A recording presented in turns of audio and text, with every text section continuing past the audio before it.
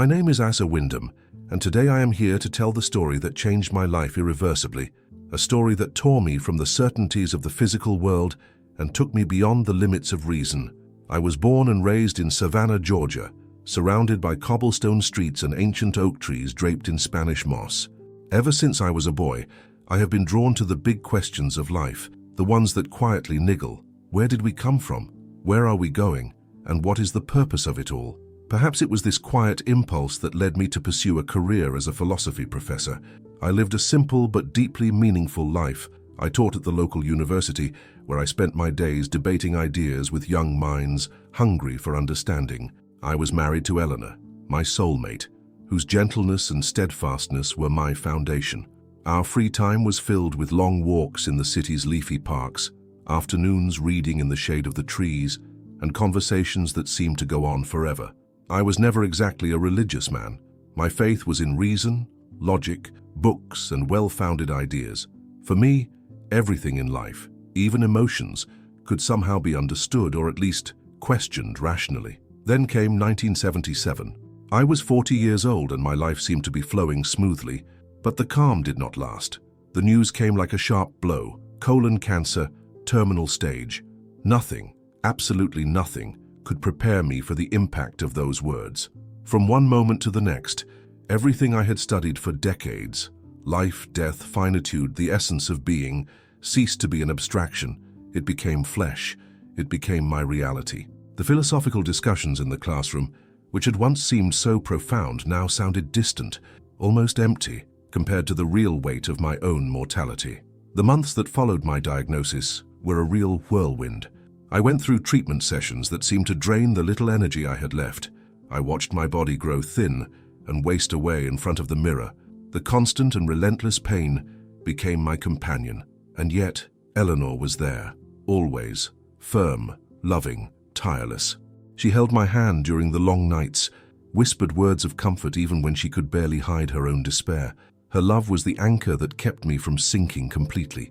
But despite all the support and care, I could feel life slipping through my fingers, like sand slowly slipping away. What I didn't know at the time was that this experience, which seemed like the end of everything, would actually be the beginning of something completely new.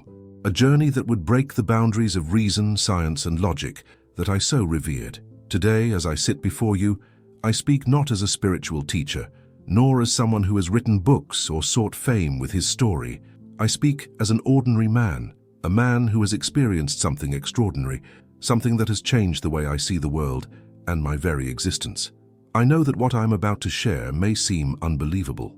It may even sound impossible to those who have never experienced anything like it, but I promise you, every word I say is true. At least, it is true for me. It is how I lived it.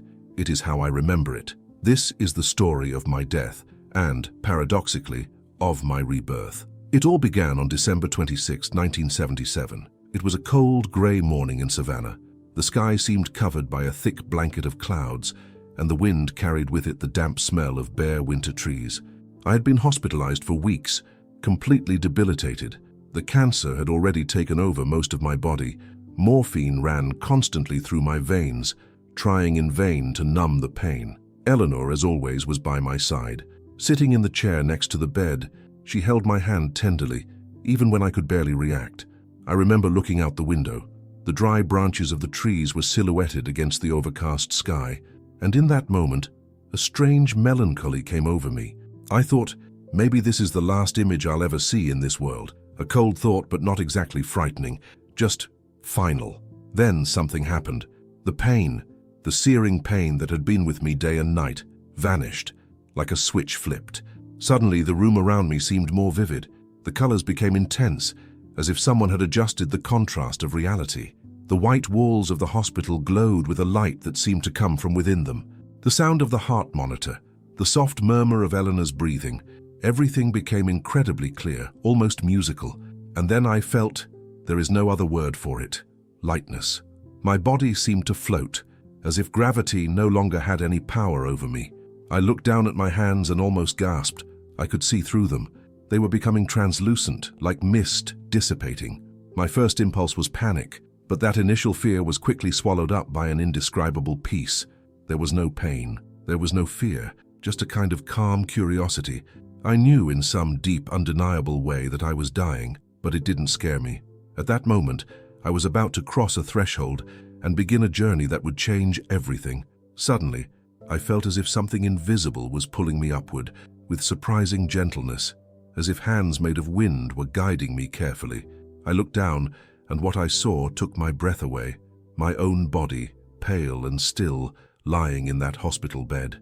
Eleanor was still there beside me, holding my hand. Her tears flowed silently, as if each drop carried the weight of 1,000 goodbyes. I wanted to scream to her that everything was okay, that I felt no pain, that there was nothing left to fear. But my words wouldn't come out. I no longer had a mouth, I was just presence. I continued to ascend, passing through the hospital ceiling as if it were made of smoke or mist. I saw the fluorescent lights glowing, and then the building structures disappearing below me. Savannah, with its ancient rooftops and trees that I knew so well, shrank before my eyes until it seemed like a miniature, a distant map of a life that was no longer mine. And then, without any transition or warning, I was enveloped in complete darkness. But it wasn't the kind of darkness that frightened me. It was an absence of light that felt more like an embrace, warm, silent, comforting, as if I were being held in a veil of black velvet, floating in a space where time didn't exist. There were no clocks, no body, no need to breathe. I was just consciousness, pure existence, a spark floating in a nothingness that, strangely, felt full of possibility, of presence, of something indescribably greater than myself. It was in this state of absolute peace that I perceived the light. At first, it was just a distant dot, a lonely spark, like a shy star against the endless sky. But as I watched it, it grew. It expanded toward me with a quiet grace. The light didn't hurt. It wasn't like looking directly at the sun. It was soft, welcoming, almost alive, as if it had a heart that beat in tune with something I didn't yet understand. I was attracted to her, not with her body, but with everything I was at that moment. A deep desire to merge with that light, to be part of it. And the closer I got, the more the feeling of peace intensified. It was like returning to a home I never knew existed, but that was always there waiting for me. And then, without barriers, without effort, I stepped into the light. It enveloped me completely. It passed through me, dissolving every trace of what I had once called me. There was no more separation. That invisible boundary between what I was and what the light was, gone. I was the light, and the light was me. I have tried to find words to describe this union, this silent ecstasy, but it is impossible. It is like trying to explain a symphony to someone who has never heard a sound. This was love in its purest form, a love that does not demand, that does not judge, that simply, and a love that penetrates every fragment of the soul and at the same time undoes every notion of individuality. And it was in that state of fusion, of oneness with all that exists, that my true journey began. Gradually, I felt another presence. At first, it was just a subtle sensation, as if someone were watching me tenderly. There were no eyes, no words, just an awareness, gentle and loving. But over time, this presence became clearer, closer, and then Ithawi, a being of pure light, radiant, but not blinding. His form was vaguely human, yet constantly changing, as if his body were made of liquid light, ever in motion. He didn't have a face in the traditional sense, but I could feel his expression. Love, compassion, and a wisdom so ancient that it seemed to contain all time within him. He communicated with me, but not with words. It was as if he transmitted directly into my being not only ideas, but also emotions, memories, meanings. Each sentence was an explosion of meaning, and the first message was clear: welcome. Don't be afraid. You are safe here. I wanted to answer, to ask 1,000 questions that were bubbling inside me. I wanted to understand what was happening, what that place was, who he was. But before I could formulate a single question, he anticipated me. Everything will be answered in due time, but right now there is something you need to see. And as soon as he said that, the scenery around us began to change. The light that surrounded us transformed, like a gigantic screen made of energy and memory. And before me, my life began to pass. Like a film in accelerated speed, but at the same time, each scene carried such an intense emotional weight that it seemed to last an eternity. I saw my childhood in Savannah. I saw the scorching summers, running barefoot in the backyard, playing ball with my brothers, laughing until I couldn't stand it anymore. I saw my mother calling me for dinner, the smell of fried chicken wafting from the kitchen, and the sound of crickets as night fell. Then came the school years, the nervousness of exams, the friends I made, the times I failed, and the small victories that made my heart swell with pride. I saw, with heartbreaking clarity, the day I met Eleanor. She was wearing a blue dress with a shy but charming smile. Our first kiss under an ancient oak tree, our wedding with a light rain falling, and our fingers intertwined as if we already knew we were meant to be together. And I saw my life as a teacher. The classes, the students, the heated debates. I saw the eyes of those young people light up when they understood a new concept. I felt again the pleasure of teaching, of sharing ideas, of provoking questions. But it wasn't just an observation. It revived everything, with more intensity than the first time. And as the scenes played out, I began to understand something I had never realized in life, that every act of kindness, every word spoken with love, every choice, even the smallest ones, had a profound impact, like ripples that spread out into infinity. The review of my life was not a judgment. There was no accusation, there was no condemnation. There was only understanding, loving and immense understanding. And that, perhaps, was the most surprising thing of all. The countless classes I had taught, the students whose lives I had touched, it all passed before me like a great moving mosaic. But it wasn't just a recap of events. It was something much deeper, visceral. I wasn't just seeing my life, I was in it feeling, in all its complexity. Every gesture, every word, every choice, everything carried a weight I had never realized. A simple act of kindness, done almost without thinking, had unfolded into silent ripples that impacted the lives of people I had never met. I saw one time when I offered a word of encouragement to a discouraged student, and how that moment planted a seed that grew, transforming not only his path but also the paths of others around him. But I also saw the other side. I saw the moments when I was impatient, when my pride spoke louder, or when I chose silence where there was room for compassion. And there was no need for anyone to judge me. I felt what others felt, the hurt, the discomfort, the abandonment, as if her emotions had merged with mine, making it clear that, in the end, everything is connected. This review of my life was not a punishment. It was an invitation to awareness. The being of light stood by me the entire time, radiating a presence that was pure acceptance. There was no condemnation. There was love, immense, unconditional, and completely transformative. As the last image faded, I fell silent. It was as if it took me forever just to digest everything I had seen and felt. And then, for the first time, I was able to speak. I didn't know. I had no idea the impact my actions had on others. The being of light responded, not with words in the air, but with a stream of understanding that passed through me like a warm wave. Few realize the true scope of their actions while in physical form. This is one of the most important lessons you can take with you. I felt an indescribable tenderness in that response. Like a compassionate teacher who understands the student's mistake, but knows that the learning is just beginning. "What now?" I asked, feeling vulnerable but at the same time ready for more. The being responded with a kindness that seemed to envelop my entire being. "Now there is more for you to see and learn. Your journey is just beginning." And so once again I felt that gentle movement, as if I were being lifted, guided, transported to a new level of experience. The landscape changed, as if my consciousness had passed through an invisible portal and entered a new reality. We began to pass through different realms. There was no time, there was no direction. It was as if each place was actually a state of consciousness, a distinct vibration in the great spectrum of existence. The first realm we visited was one of beauty beyond human words. Imagine the most vivid colors you have ever seen. Now imagine them having sound, movement, purpose. Each color vibrated with a life of its own. The air, if I can call it that, seemed to be made of liquid light, pulsating in harmony with everything around it. Ethereal shapes danced gently, creating geometric patterns and sounds, as if the space itself were alive and aware. There I met other souls. Some felt familiar, not with faces or names, but with a sense of reunion, like old friends you recognize by their hearts, not their looks.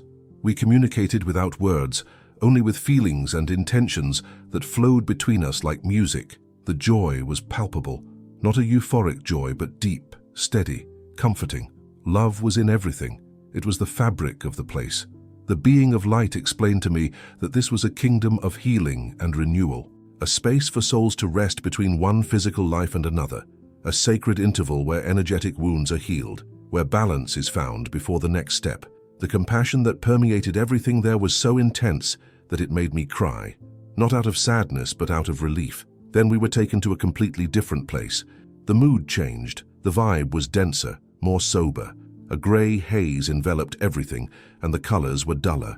I saw souls wandering, looking confused, some in subtle pain, others visibly distressed. There was no screaming, no despair, just a heavy silence, full of unresolved feelings. The being of light explained to me, this is a realm of transition. Souls who have difficulty accepting their passage, or who are tied to intense bonds with earthly life, remain here temporarily. I felt a tightness in my chest. I wanted to help. Some souls seemed to repeat thoughts like echoes, regrets, hurts, guilt. But the being reassured me, even here they are not alone. This is a learning stage. Nothing is eternal, not even suffering. I watched other beings of light, similar to my guide, approach these souls with infinite patience and tenderness, offering comfort, guidance, and most of all, presence. The memory of this has left a deep impression on me. Even in the darkest places there was love. There always was. And then we were taken to another realm. This, in turn, was the opposite of passivity. It was full of movement, purpose, creation. It seemed like a planning center, or perhaps a spiritual laboratory. Souls gathered in groups, planning experiments, discussing paths, exchanging insights. There was a sense of mission, of responsibility, but also of joy in participating in the great tapestry of existence. There I understood something fundamental. Souls choose many of their experiences before they incarnate. Nothing is forced upon them. There is always a purpose, even in the most difficult lives. Human experiences are like intense classes in a sacred school, and the goal is not perfection, it is growth. In that place, I saw possibilities, paths not taken, lessons I had learned, and others I still needed to live. I understood that my journey was not over yet, and with this revelation, a question began to arise within me. Should I go back? But that's another part of the story. There, in that realm where everything vibrated with purpose, I saw countless souls engaged in something I can only describe as cosmic work. There was no rush, nor tension. What was perceived was an intense, silent, and harmonious movement, as if each being knew exactly what to do, guided by a deeper wisdom. Some souls seemed to be in meetings, planning future incarnations, evaluating past experiences with the precision of a spiritual craftsman.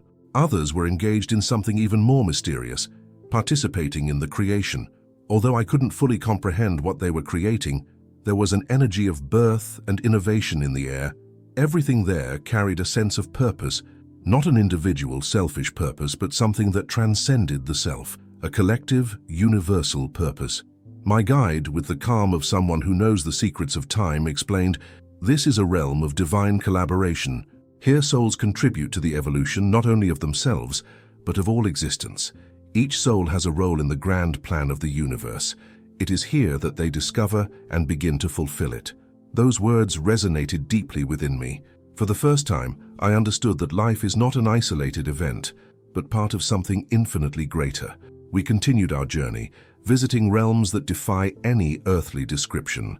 I saw places of pure learning, where knowledge seemed to pour out like rivers of light. It was an ancient knowledge, vast, and at the same time intimate, as if it had always been there, just waiting for us to be mature enough to absorb it. I also saw realms of creation, where ideas, possibilities, and even alternative futures were shaped by consciousnesses that acted as cosmic artists, shaping the invisible. In each kingdom, the lesson was the same. Nothing is separate. Everything, absolutely everything, is intertwined. There were no real boundaries between the places we visited, nor between the souls that inhabited them. It was as if we were all woven into the same cosmic tapestry, in which each thread was essential for the whole to make sense. During this journey, I was transformed. My consciousness expanded in ways I had never imagined. I began to see my life, and all life on Earth, from a new perspective. I understood that every experience we have, every hardship, every encounter, and every loss has a greater purpose, often invisible to our limited perception. Yet even with this expansion, I felt like I was just beginning to understand, as if everything I had experienced up until then was an introduction. And then my guide, with that look that is silence and wisdom at the same time, turned to me and said, "There is one last encounter, one that will profoundly change your understanding of the purpose of your life and the future that awaits humanity." As soon as he finished his sentence, I felt the change in the air. The energy around me began to pulse with an intensity I had never experienced before. It wasn't uncomfortable, but it vibrated with a power that made me stand still in awe. Space itself seemed to bend, as if we were approaching the heart of the universe. The atmosphere was charged with an indescribable magnetism, as if every particle in the air knew that something sacred was about to happen. And then we were enveloped in a light so bright, so complete, that for a moment I thought I would be dissolved. But I was not destroyed, I was activated. Every particle of my being seemed to be awakened, aligned, renewed, not with pain, but with a feeling of power, as if I was finally remembering who I really was. And then, before me, he appeared, a presence of such majesty and power that my immediate instinct was to bow in absolute respect, not out of fear, but out of reverence. He didn't need to introduce himself. My entire being knew who was before me. It was Archangel Michael. His form was both defined and fluid, like a statue made of living light. His armor gleamed with a gold so pure it seemed to contain the brilliance of 1,000 suns. Every fragment of that armor reflected lights that did not belong to this world, blues we had never seen, silvers that vibrated like liquid crystal, golds that pulsed with wisdom. Her wings, oh, her wings! They were vast, immense, majestic. Each feather seemed to contain a universe within itself, with galaxies swirling gently in spirals of light. They were not just beautiful, they were alive, conscious, sacred. His face was silently, indescribably beautiful. Strength and compassion were combined in every feature, in a harmony that defied any human notion of appearance. But it was his eyes that held me captivated, eyes as deep as the cosmos itself, that seemed to contain the entire history of the universe and yet see into the most intimate part of who I was. And then he spoke, not with voice, but with vibration, with a sound that did not pass through the air, but through the soul. When he pronounced my name, Honor, I felt as if the whole universe had stopped for a moment. It was the sound of my name reel, one that resonates with the essence of my soul, far beyond what anyone has ever called me. You have been brought here because there is an important role you must play in what is to come. The words touched something inside me that I didn't even know existed. An old memory, perhaps, a truth that was dormant, waiting for this moment to be awakened. I wanted to speak. I wanted to ask, but I found myself in silence, enveloped by an emotion so great that the words simply wouldn't come. I was before something sacred, before a calling, and that was just the first spark of the mission that awaited me.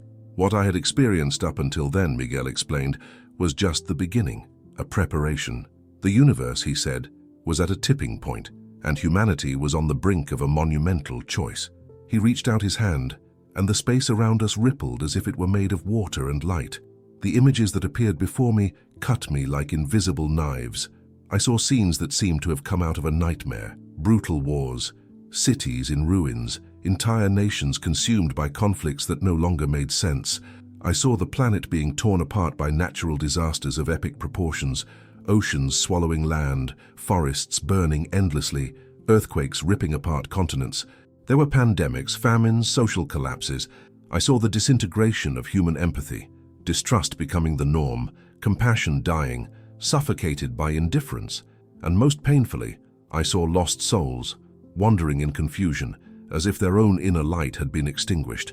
Miguel turned to me. His eyes, windows to a wisdom that transcends time and space, looked at me with tenderness and seriousness.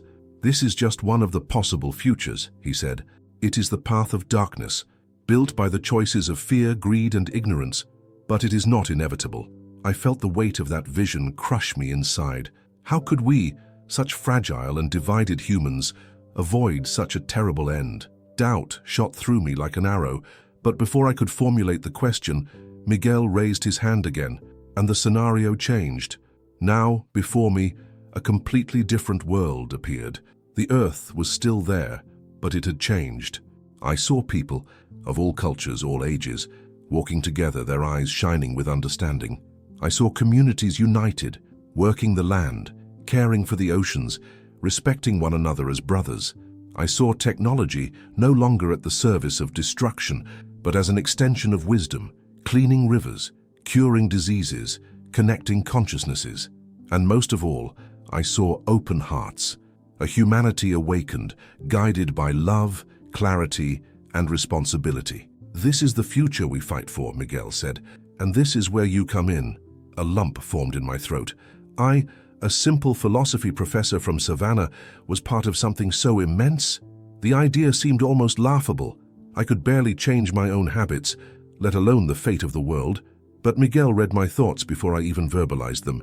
He smiled, a smile that seemed to carry the tenderness of 1,000 mothers and the steadfastness of 1,000 warriors. "Never underestimate the power of a single soul dedicated to the light," he said. "Every act of love, every word of truth, every gesture of compassion is like a stone thrown into a still lake. Its ripples spread far beyond what you can see." And then he came closer. The energy around him intensified, enveloping me like a warm, welcoming yet powerful blanket, as if I were being anointed with a force that was not my own, but that recognized and accepted me. "Your mission, Issa," he said, "is to return." I remained silent, feeling those words settle inside me. "To go back," I repeated, almost in a whisper. "Yes, return to the physical world. Take with you what you saw, what you felt, what you learned. Share it with anyone who is ready to listen. You will be a beacon. In the midst of darkness, your light will awaken others. In the midst of fear, your voice will remind them that there is another way." I felt my legs tremble, or whatever was left of my legs in that state. How could I? How could I face a collapsing world, armed only with words and intentions? But Miguel smiled again, and in that smile, I saw something that filled me with courage, faith. He believed in me. "You will not be alone," he said. "We, the beings of light, will be with you, always." That always resonated within me with the strength of an eternal promise. I knew then that there was no way I could say no. Not after everything I had witnessed, not after feeling what I had felt. I took a deep breath, or at least simulated a gesture that on earth would mean that, and said, "I'm ready." The certainty I heard in my own voice surprised me. I was ready, yes, ready to go back. Ready to be a small candle lit in a long night, knowing that if others were lit, together we would form the day. Miguel nodded. At that gesture, I felt a wave of energy pass through me, not as a shock, but as a memory. It was as if something I had always known but had forgotten had been reactivated. I was remembering who I was, and why I had come to Earth in the first place. But before I left, Miguel stopped me with one last look. "There is something you still need to hear." Time, if it existed there, seemed to stop. Everything around us was suspended, as if the universe was holding its breath. "This message," he said, "it's not just for you, it's for the whole world. Carry it humbly, but firmly." Then he spoke, and each word was engraved in my soul like fire and honey. The message was not just heard, it was felt, lived, understood with my whole being. It was a call, a warning, and a promise. The Earth appeared before us again, now seen from space, a blue and green orb, floating with fragile beauty in the immensity of the cosmos. It was the most alive thing I had ever seen, but as he watched, shadows began to form, darkness that slowly spread, covering parts of the planet like a thick fog. Every choice made on Earth, every thought and emotion feeds these shadows and or dissolves them. Miguel reached out his hand, and for an instant I saw each human being as a spark of light. Some shone brightly, others flickered weakly, almost extinguished, but all of them, without exception, contained light. The mission was simple, but immense. Wake up, choose the light, and remember that every soul matters. Miguel's gaze fixed on mine with loving seriousness, and his voice echoed once more, this time loaded with an inescapable truth. "What do you see now, Esser," he said, "are the bitter fruits of the choices that humanity has made over millennia." With a subtle gesture, as if drawing on the very fabric of the cosmos, the view around us was transformed. I saw the Earth in turmoil. Scenes flashed before me with terrifying clarity. Battlefields in flames, men, women, and children fleeing their homes, pursued by wars fueled by fear and intolerance. Religious, political, racial conflicts, all fueled by ignorance and the inability to see the other as part of oneself. I saw natural disasters of colossal proportions. Oceans surging against coastlines, swallowing entire cities, wild winds ripping up forests like paper, the Earth's soil shaking, opening into deep crevasses that swallowed civilizations. It was as if the planet itself was screaming in pain. Miguel raised his hand again, and the scene changed. Now I could see people, not their bodies, but their auras, their inner lights. Most were shrouded in thick shadows like dark mists that obscured their light. Some seemed almost blacked out, drowning in fear, anger, sadness. And I saw, with devastating clarity, how this darkness spread, not like a physical virus, but like an infection of the soul, a shadow that passed from heart to heart. "All this," said Miguel with regret in his voice, "are symptoms. The real danger lies not in external catastrophes, but in inner disconnection. Humanity is in danger of losing its connection with the divine, and a soul disconnected from the source is lost in endless cycles of suffering and illusion." I was overcome by profound anguish. How could I stop such a comprehensive collapse?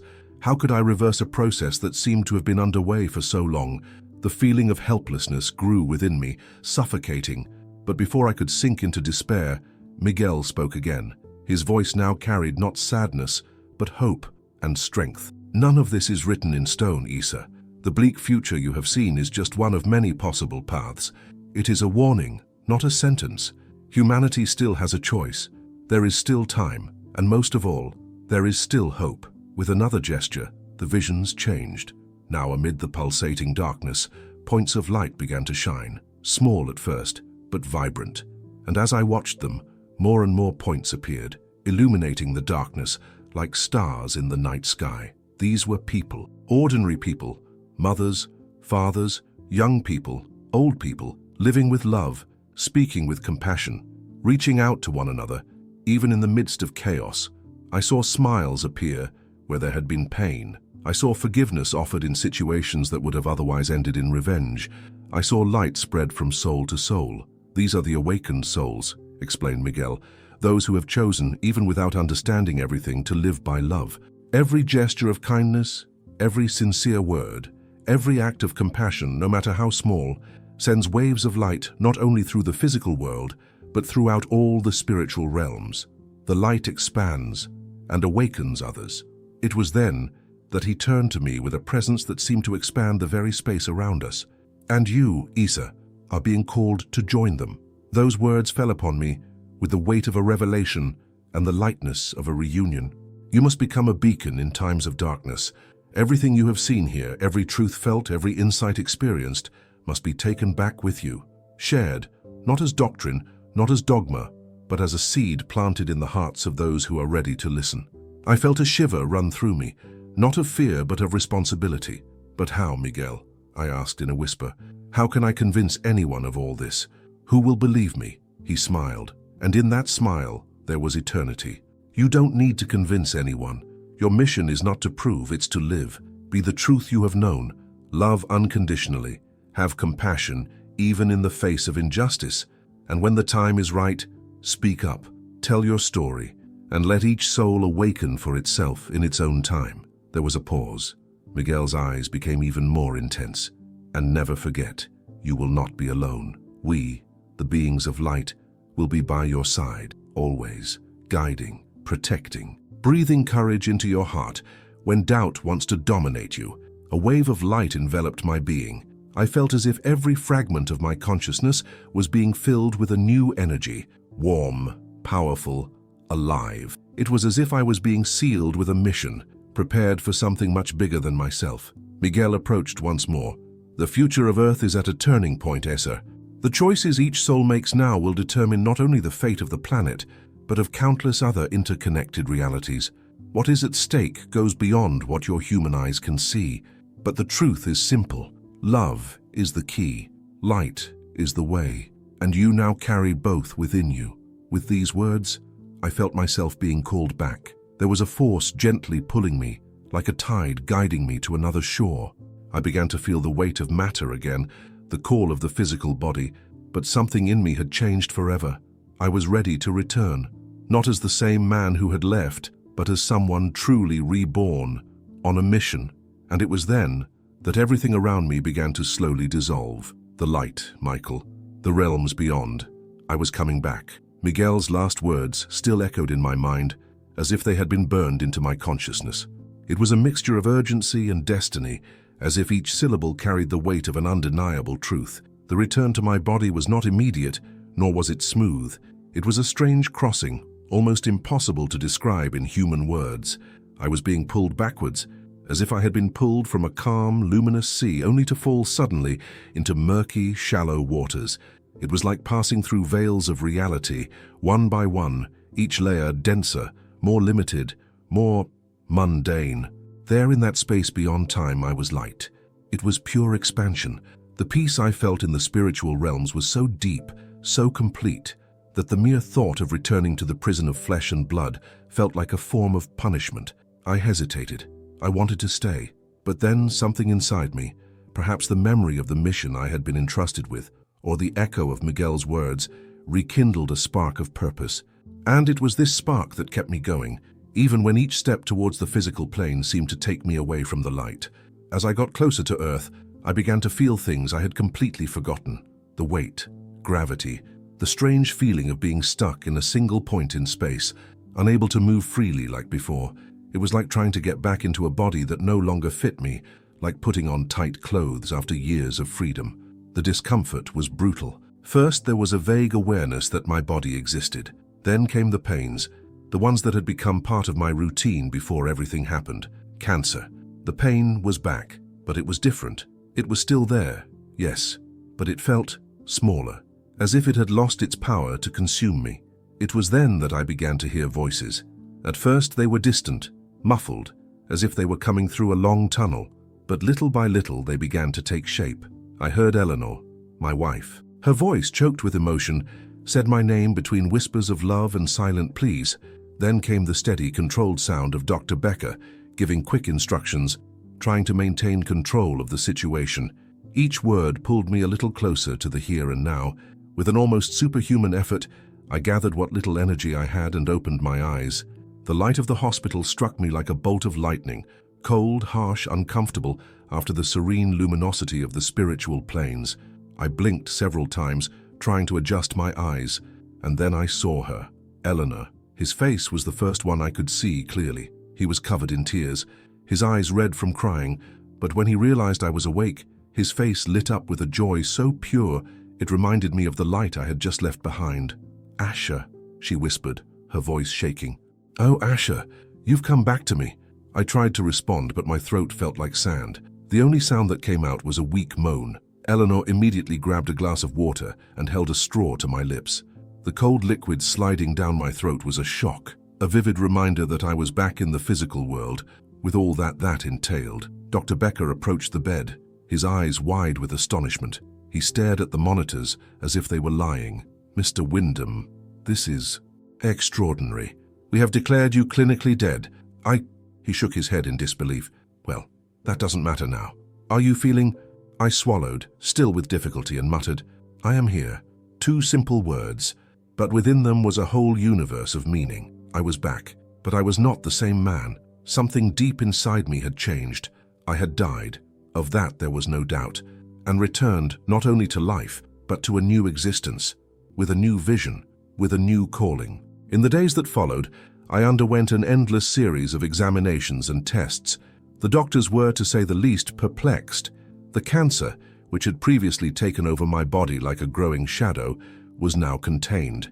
It had not disappeared completely, but it had regressed in ways that none of them could explain. In a moment of unusual honesty, Dr. Becker looked me in the eye and said, "It's a miracle.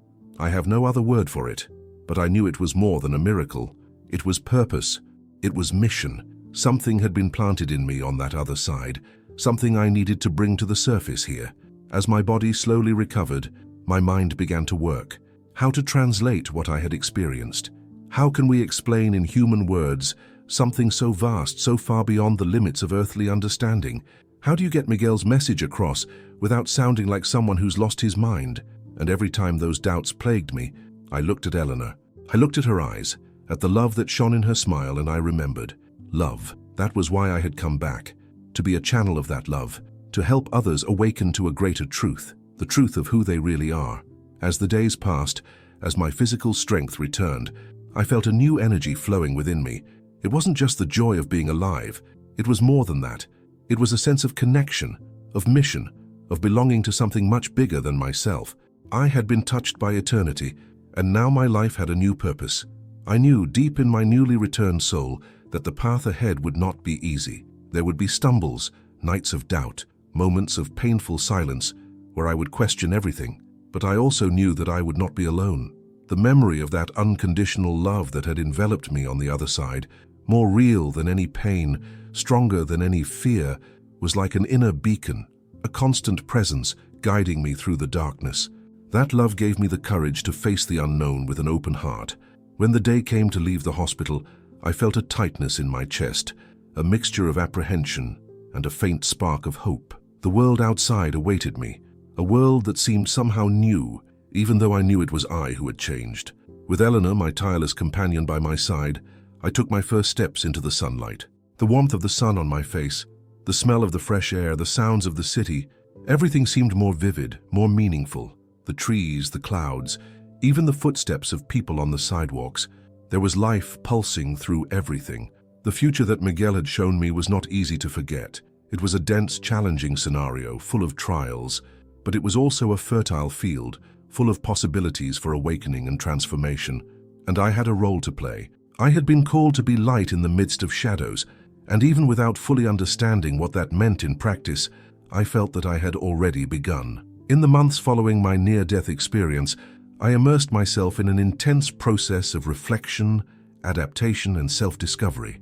Returning to normal life after having touched the eternal was, to say the least, disconcerting. Everything around me seemed both familiar and strange. The colors of things seemed deeper, as if they were hiding previously invisible truths. The sounds of the world, a child's laughter, the wind in the trees, even the roar of traffic, had a density I had never realized. Even the air, there was something in it, a vibration, a subtle energy that I could now feel. It was as if I had come back with a new set of eyes, eyes that saw beyond the surface. But this new sensitivity brought its own challenges. How could I continue to live a normal routine, paying bills, going to the supermarket, grading tests, knowing what I now know? How could I reconcile eternity with the small details of everyday life? It was Eleanor, with her constant, down-to-earth love, who kept me grounded. She was my silent support, my balance point between the two worlds. Even though she didn't fully understand what I had been through, she listened. She held my hand when the physical pain returned. She hugged me when the weight of the mission seemed too much. Her love was a direct echo of that divine love I had experienced on the other side, palpable, unconditional, healing. Little by little, I began to share my experience. First with close friends, trusted colleagues. I knew I couldn't just go around telling the whole story right away. The world isn't ready for certain truths. But I felt I had to plant seeds. Each conversation was a test. Some reacted with skepticism, frowning in respectful silence. Others listened with fascination, their eyes shining with curiosity. Some were startled, as if I had touched on something they preferred to keep buried. But there were also those who felt touched, even relieved, as if my words had confirmed something they already knew but couldn't quite put their finger on. One of the first people I spoke to more openly was Dr. Becker. He had been my doctor throughout my treatment. When I finished telling him everything I had experienced, he was silent for a while. Then he looked at me with an expression of someone trying to balance science with something bigger. "Mr. Wyndham, from a medical point of view, your recovery is impossible. What happened to your body has no scientific explanation. As for what you experienced, I am a man of science. I can neither affirm nor deny. But one thing is certain, something profound happened to you, and the effects are visible." Those words stayed with me. They summed up the challenge I would face in trying to share my story. The rational, objective world we live in is not equipped to deal with spiritual realities, but I could not turn back. Something in me had changed forever, and even if my words were met with doubt, my presence, my transformation, was proof enough for anyone who cared to see. Over time, I became more confident. I returned to my job as a philosophy teacher, but my classes were no longer the same. I couldn't talk directly about my experience in class. The academic boundaries were still too rigid for that, but I began to lead my students down deeper paths. Instead of just discussing concepts, I led them to question the meaning of existence, the nature of consciousness, the origin of love, and what it really means to be alive. Outside of university, I began giving talks to smaller groups, more intimate gatherings, where I felt free to talk about what really mattered. I spoke about the experience beyond the body, about the illusion of separation, about the overwhelming power of unconditional love. More than informing, I wanted to inspire. It wasn't about convincing anyone, but rather about touching hearts, awakening dormant memories, rekindling the divine spark that exists in every human being. And so, the mission given to me by Miguel began to take shape, still without a defined itinerary, still with fears and uncertainties, but with faith. A faith that did not come from doctrines, but from the direct experience of having been on the other side and coming back. I never spoke directly about everything I experienced, nor did I feel the need to detail each step of this journey. I preferred to let the wisdom I had accumulated flow naturally through my words, like a river that doesn't need to explain its origin to touch those who listen to it. One of the greatest lessons I learned was to respect each person's pace and path. Not everyone was ready to hear the message I brought. Insisting on forcing it would only generate resistance and drive away those who might, one day, awaken on their own. Over time, I understood that I was just supposed to be a beacon, a point of light on the horizon, allowing those who were ready to find their way to me without rushing, without pressure. On silent nights, when the world seemed to fall asleep, I would sit in meditation. I would calm my mind and seek to reconnect with that pure energy that I had felt on the other side. In those hours of deep stillness, I would feel the presence of beings of light around me, an invisible companion that would always remind me that I was never truly alone in the mission that had been entrusted to me. Archangel Michael's words echoed incessantly in my mind. The future of humanity is at a turning point, and I could see it clearly, in the news, in the conflicts and crises that seemed to multiply every day. It was a bleak picture, yes, but I could also glimpse here and there sparks of hope, human movements coming together to support one another, rising waves of awareness, people seeking more meaning and purpose beyond the material. I knew the road ahead would be tough. The possibility of this dark future was real, but I was also certain that every act of love, every gesture of compassion, every small awakening could serve as a spark capable of igniting the flame of change. Doing my part, raising human consciousness, one heart at a time, was what gave me meaning. Living the truth I knew, being a living example of the unconditional love I had experienced, helping others see their own divine nature. As I embraced this mission, a deep peace began to settle within me. No matter what the future brought, I was on the right path, and with each step I took, I felt more aligned with the greater purpose that had brought me back. Even though the future remained uncertain, I was ready to face it, armed with the knowledge and love I had brought from the other side. I couldn't help but think of the visions Miguel had shown me. The dark future he had predicted seemed to be unfolding before our eyes in many ways. Environmental crises, social crises, spiritual crises. Every day these headlines confronted us. But at the same time, I saw signs of the other possibility, that future of light and spiritual evolution.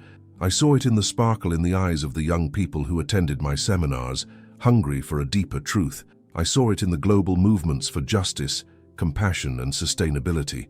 I saw it in the growing acceptance of practices like meditation and mindfulness, even in corporate environments that had previously been deeply skeptical. Over the years, my work has evolved. What began as simple lectures and workshops has grown into something bigger, a global movement. Together with Eleanor and a dedicated team, we founded the Center for Expanded Consciousness, a space where people of all backgrounds could come to learn, grow, and awaken to their true selves.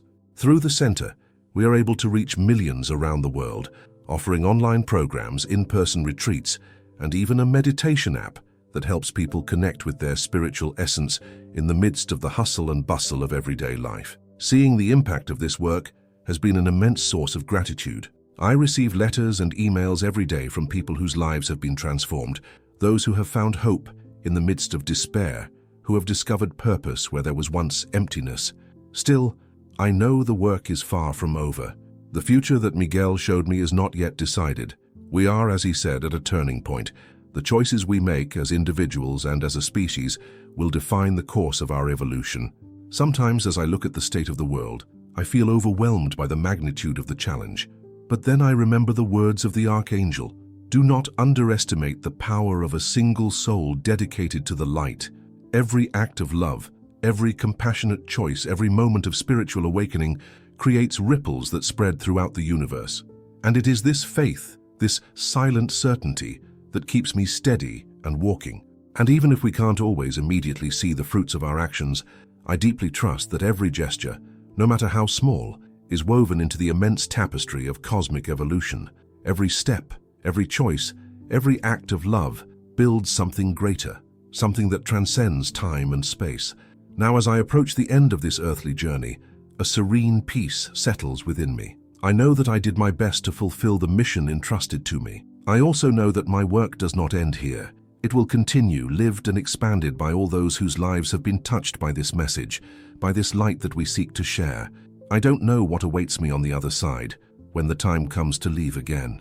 But contrary to the fear that many feel, I feel a deep calm. The experience I have lived has taught me that death is not an end, but rather a transition. A return to our true home, our spiritual home, where the essence of who we truly are resides. For you who read these words, I want to leave you with one last thought, an invitation to your heart. You are much more than you imagine. You are an eternal soul, a unique and precious expression of the divine.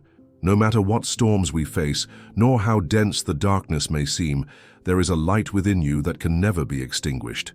Never forget this. You are not alone. We are all intertwined, living parts of a great and infinite cosmic tapestry, woven with threads of love and compassion. And with every choice we make, with every genuine act of love, we have the power not only to transform our own lives, but also the destiny of all humanity. The future is in our hands. May we walk together, always choosing the path of love and compassion for the good of all beings, today and forever.